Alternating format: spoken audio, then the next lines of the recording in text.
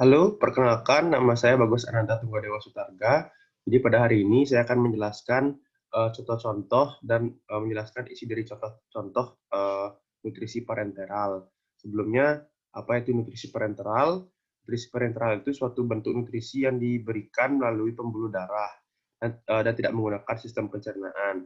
Biasanya ini diberikan pada orang-orang yang tidak mampu menyerap nutrisi melalui saluran pencernaan karena muntah tidak berhenti, diare berat, penyakit usus, atau juga karena dari akan dilakukannya tindakan operatif pada sistem pencernaan atau terdapatnya trauma pada sistem pencernaan, misalnya pada trauma pada daerah mulut dan kerongkongan, jadi masih tidak bisa dilakukannya nutrisi oral, makanya diberikan nutrisi parenteral. Jadi nutrisi parenteral yang akan saya bahas hari ini adalah aminofusin, futrolid, dan intralipid. Jadi biasanya ini merupakan bentuk-bentuk sediaan dari aminofusin L600, futrolid mineral sorbitol, dan intralipid. Masing-masing memiliki kandungan dan fungsi yang berbeda-beda antara satu dengan yang lainnya. Selanjutnya saya akan membahas mengenai aminofusin. Jadi aminofusin itu berisi komposisi tiap 1000 ml mengandung asam amino 5%, karbohidrat, elektrolit, dan vitamin. Selanjutnya ditemukan juga pada 1000 ml itu banyak mengandung L-malic acid, isoleucin, leucin, L-leucin, methionine, phenylalanin, threonine, valin, ada glisin, ada asam glutamat, ada histidin, ada prolin. Jadi banyak sekali jenis-jenis asam amino yang ditemukan di sana.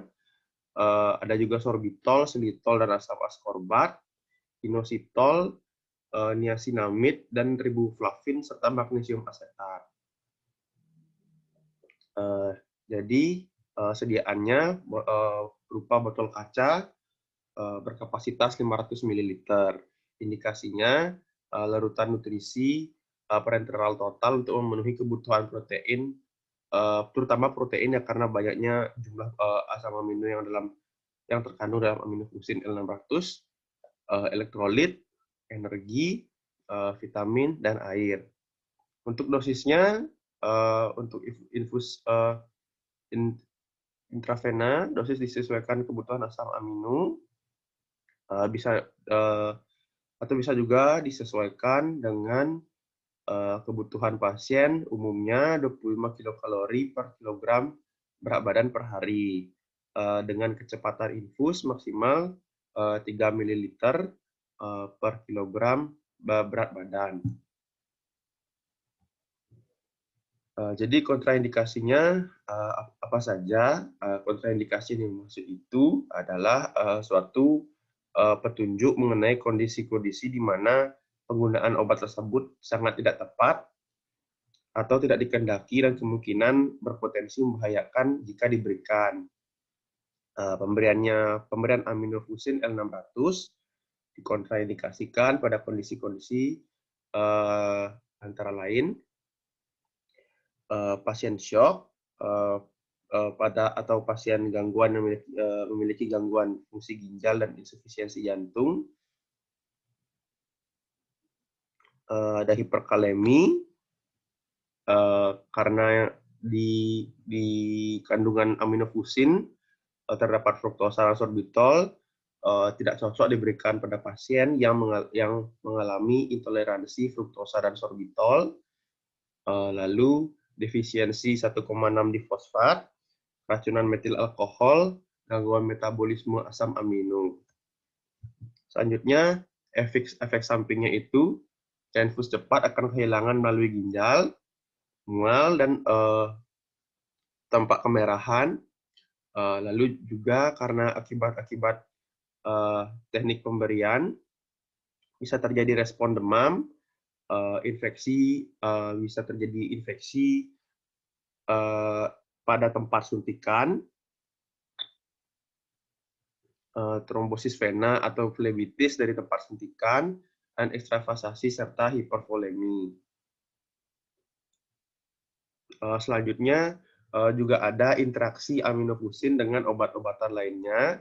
Jadi amino asid yang terdapat dalam aminofusin tersebut memiliki peningkatan potensial terhadap obat-obatan antihipertensif lainnya.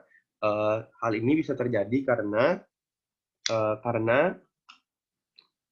adanya dengan obat-obat yang memblokir ganglionik peripheral adrenergic.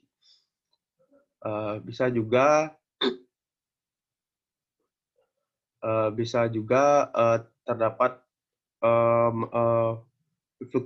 fluktuasinya serum elektrolit seperti pada obat-obat digitalis. Jadi tanda-tandanya itu mulut kering, haus dan tampak haus, lemas, letargi, dan tampak kelelahan.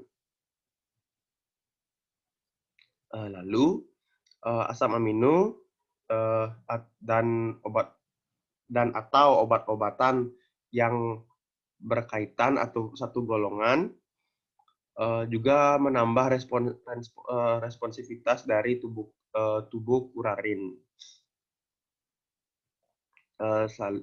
Selanjutnya itu juga ada pengurangan dari arterial responsiveness terhadap norepinephrine. Lalu selanjutnya saya akan membahas futrolid mineral sorbitol.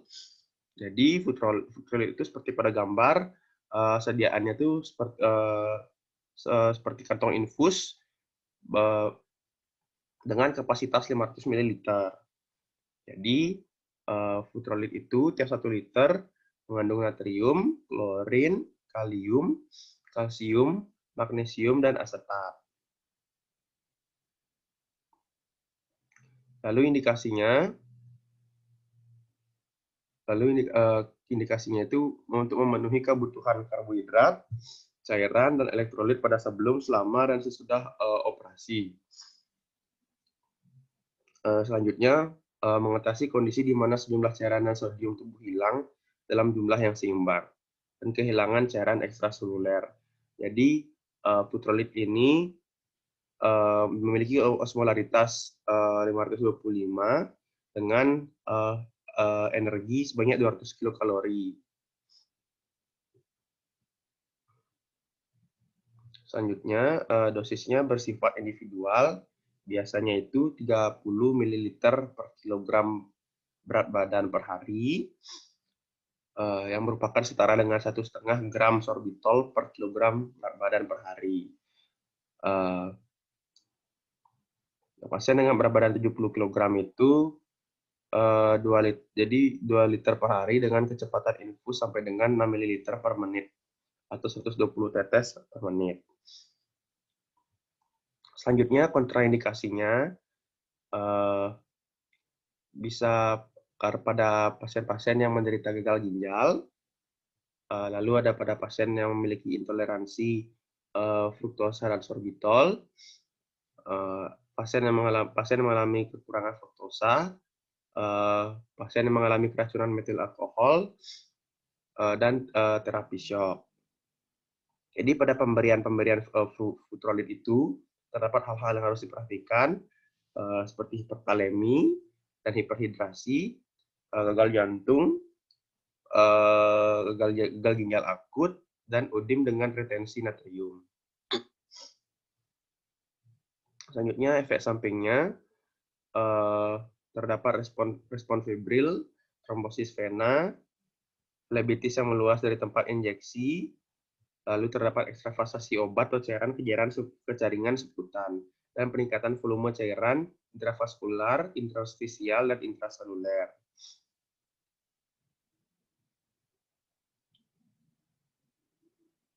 Selanjutnya itu, selain kontraindikasi dan efek samping, terdapat juga interaksi futrolid dengan obat lainnya atau kandungan-kandungan lainnya. Karena di dalam futrolid terdapat natrium, kalium, kalsium dan magnesium. Jadi masing-masing zat tersebut memiliki interaksi dengan obat-obatan yang mungkin akan diberikan. Misalnya pada yang berkaitan dengan natrium, jadi obat-obatan kortikosteroid dan karbenoxolon itu mungkin akan mengakibatkan atau adanya hubungan dengan retensi dari natrium dan air dengan udim dan hipertensi.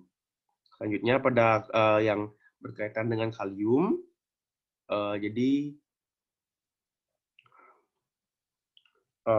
obat-obatan seperti succinylcholine atau potassium sparing diuretics, contoh seperti amyloid, spironolactone, tacrolimus dan siklosporin itu meningkatkan konsentrasi kalium dalam plasma dan mungkin bisa menyebabkan pasien mengalami hiperkalemi, terutama pada pasien-pasien gagal ginjal. Makanya sebaiknya pemberian futrolid pada pasien ginjal sebaiknya dihindari.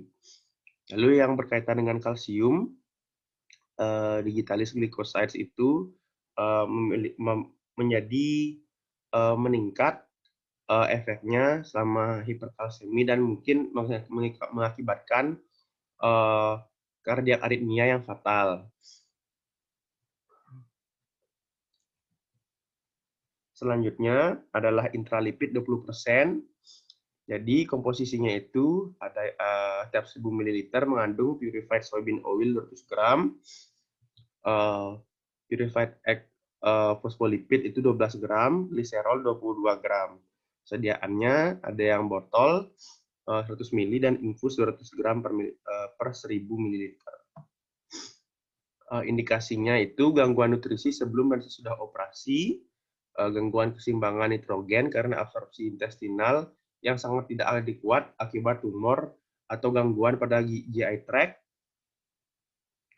penyakit intestinal akut atau kronik, luka bakar, kesadaran menurun dalam waktu lama, di mana pemberian nutrisi via sonde tidak bisa dilakukan, serta gangguan-gangguan pada fungsi-fungsi ginjal. Jadi dosisnya, pada dewasa hari pertama, maksimal diberikan 1 gram per kilogram berat badan per hari. Hari kedua, maksimal 3 gram per kilogram berat badan per hari. Kecepatan infus, 10 menit pertama itu 1 ml per menit. Dapat ditingkatkan sesudah 30 menit dari 1 hingga 1,5 ml per menit. Lama pemberian 5 jam untuk intralipid 20%. Pada bayi dan neonatus, dosis awalnya itu 0,5 hingga 1 gram per kilogram berat badan per hari.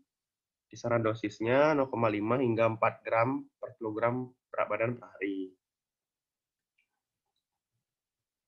Kecepatan infus itu maksimal 0,17 gram per kilogram berat badan per hari. Jadi sekitar 4 gram per kilogram berat badan dalam 24 jam. Jadi kontraindikasinya itu apa saja? Kontraindikasinya itu pasien-pasien dengan hiperlipidemia, akut pankreatitis, lipoid nephrosis, dengan efek samping bisa menyebabkan hiperlipidemia juga, nausea, cyanosis, dan reaksi alergi.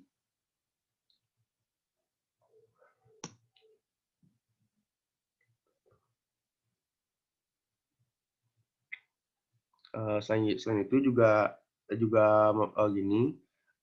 kontraindikasi dan efek samping juga terdapat interaksi intralipid dengan obat-obatan lainnya, terutama karena pada intralipid ini terdapat soybean oil atau minyak kacang kedelai. Jadi dalam soybean oil tersebut terdapat vitamin K1. Jadi vitamin K itu bisa merubah aktivitas antikoagulan dari coumarin atau derivat coumarin, termasuk warfarin dengan yang bekerja dengan memblocking daur ulang dari vitamin K. Baik, sekian penjelasan nutrisi parenteral terutama pada aminofusin, futrolid, dan intralipid. Atas perhatiannya, saya ucapkan terima kasih.